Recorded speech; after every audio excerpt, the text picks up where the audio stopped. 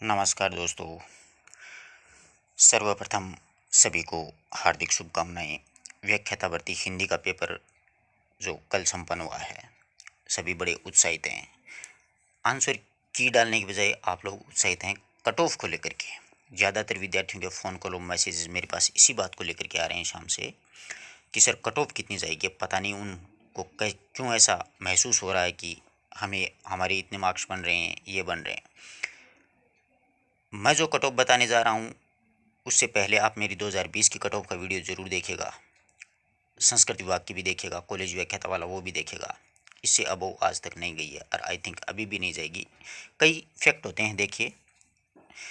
हिंदी का पेपर हर एक विद्यार्थी बहुत ही अच्छे से करके आया, यानी 110 से 20-25 तक क्वेश्चन मार्क मतलब सही हो रहे हैं उनके प्रश्न। अच्छी बात है, क्योंकि कोई स्तर नहीं था, ठीक ठीक पेपर था। व्याख्याता की तैयारी करने वाला आराम से इतनी क्वेश्चन कर सकता है। अब रही बात, गवर्नमेंट ने एक नया पे चढ़ा दिया है कि प्रथम प्रश्न पत्र में आपको 30 प्रश्न सही नहीं होंगे, अगले में आपके अगर 130 होंगे तो जीरो हो जाएगा, आपका कोई मतलब नहीं रहेगा। मेरिट हमेशा दोनों पेपरों को ध्यान में रखते हुए बनती है, ध्यान रखिएगा। और कई विद्यार्थियों को ऐसा लगा कि जिसको मान लो कई विद्यार्थी रेट में पास नहीं आ पाए, तो उनको लगा कि यार मैं व्याख्याता बन ही नहीं सकता। होता है ऐसा, हीन भावना पैदा हो जाती है इंसान के मन में खुद के लेकर के। और पेपर आ गया बिल्कुल ईजी, तो अब वो माथा यूं धुन रहे हैं कि काश मैं 10 दिन भी पढ़ लेता तो इसमें इतने मार्क कर देता, यार कितना प्यारा पेपर था। होता है, तो वो फैक्टर भी काम करता है मेरिट में। 30 प्रश्न वाले कम से कम 20 या 25 विद्यार्थियों के अब तक मेरे पास फ़ोन कॉल मैसेजेस आ गए जिनके 120 प्लस हैं हिंदी में, लेकिन यहाँ पर मामला डगमगा गया। तो उन 120 या 125 का क्या बटा? कुछ भी नहीं बटा। इसलिए मेरिट ज़्यादा नहीं जाएगी, घबराने की कोई आवश्यकता नहीं है। ईमानदारी से आप लोग अगर ईमानदारी से अपना मूल्यांकन करोगे, पेपर में आंसर की मिलाओगे, तो जनरल के जो विद्यार्थी हैं वो 300 से 310 के बीच में है ना, 100% सिलेक्शन है। घबराने की कोई आवश्यकता नहीं। कोई भी कैटेगरी का बंदा होगा, चाहे वो ओबीसी, एमबीसी, एससी, एसटी, जिसके 300 नंबर बन रहे हैं, दोनों को मिलाना है। ये नहीं है कि आप मतलब हिंदी में तो आपके 135 सही हो रहे हो, जीके में 25 हैं, फिर मत जोड़ना उनको।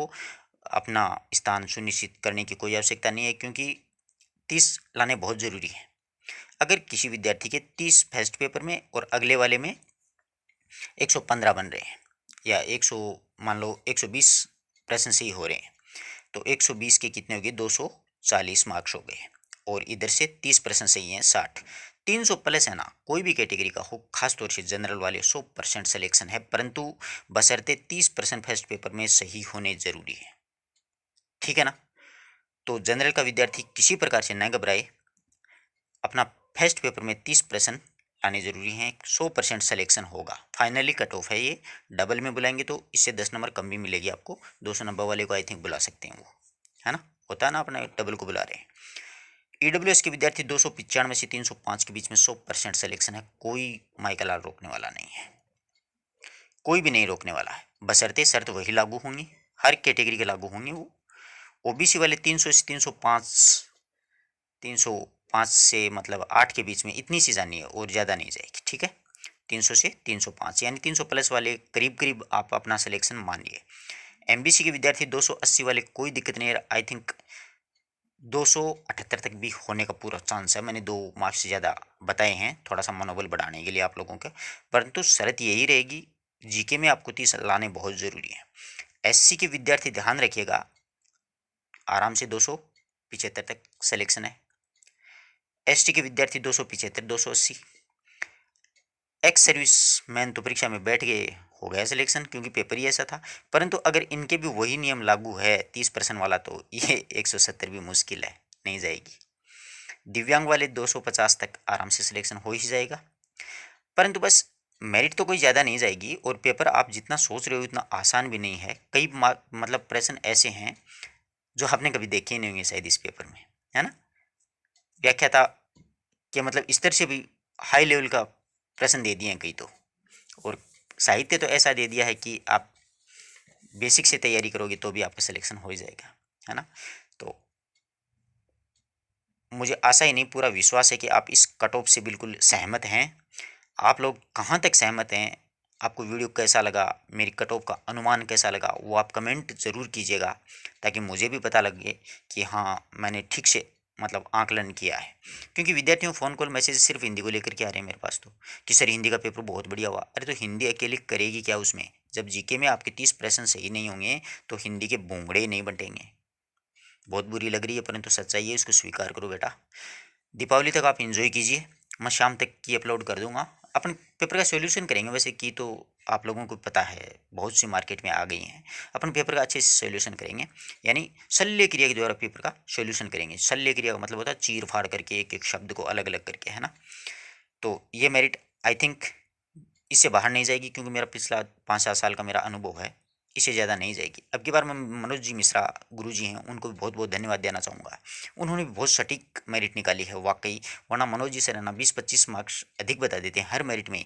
उनके पीछे भी एक कारण होता है, सर ने भी आई थिंक यही सोचा होगा कि प्रथम पेपर में 30% नहीं बन रहे, क्योंकि गुरु जी के पास तो लाखों विद्यार्थी जुड़े हुए हैं, वो तो एक महान इंसान है।